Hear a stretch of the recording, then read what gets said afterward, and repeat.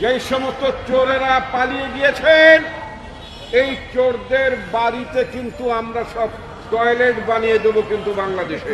বুঝে শুনে বিক্ষোভ করবেন। আমেরিকায় নিরাপদে বসে বিক্ষোভ করা অনেক সোজা। বাংলাদেশের মানুষ কিন্তু আপনাদেরকে ছেড়ে দিয়ে কথা বলবে না।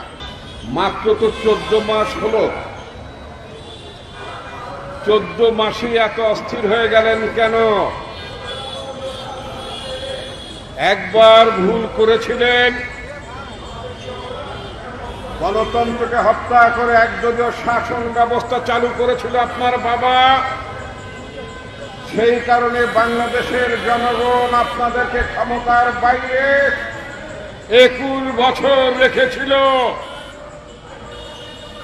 মাত্র 14 মাস ক্ষমতা হারিয়েছেন। জনগণ ঝেঁটিয়ে ক্ষমতা থেকে বিদায় করেছে।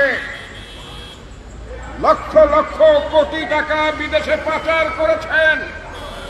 বিদেশে থাকতে তো অসুবিধা হওয়ার কারণ নাই, ওখানে তো সর্বসুখেই থাকতে পারেন। বাংলাদেশের জনগণের সম্পদ একের পর এক লুট করেছেন। আপনাদের মন্ত্রীরা কারোর 300, কারোর 350, এক একজনের বাড়িঘর পাওয়ার ঠিকানা আমরা পাচ্ছি। কারোর বাড়িঘর পাওয়া যাচ্ছে সিঙ্গাপুরে, কারোর বাড়িঘর পাওয়া যাচ্ছে দুবাইতে, কারোর বাড়িঘর পাওয়া যাচ্ছে মালয়েশিয়ায়, কারো বাড়িঘর পাওয়া যাচ্ছে লন্ডনে, আমেরিকায়। লক্ষ লক্ষ কোটি টাকা পাচার করেছেন, বিলিয়ন বিলিয়ন ডলার লুটপাট করেছেন।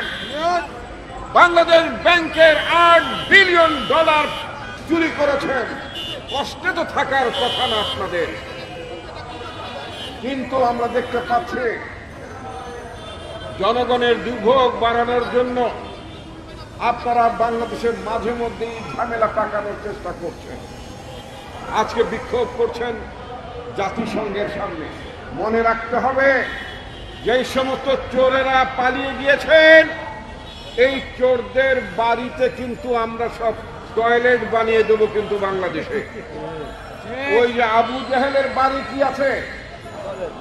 আবু জাহেলের বাড়িতে কি করা হয়েছে? টয়লেট বানানো হয়েছে, পায়খানা বানানো হয়েছে।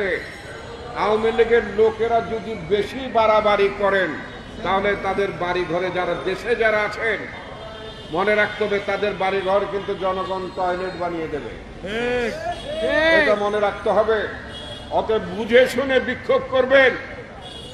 আমেরিকায় নিরাপদে বসে বিক্ষোভ করা অনেক সোজা।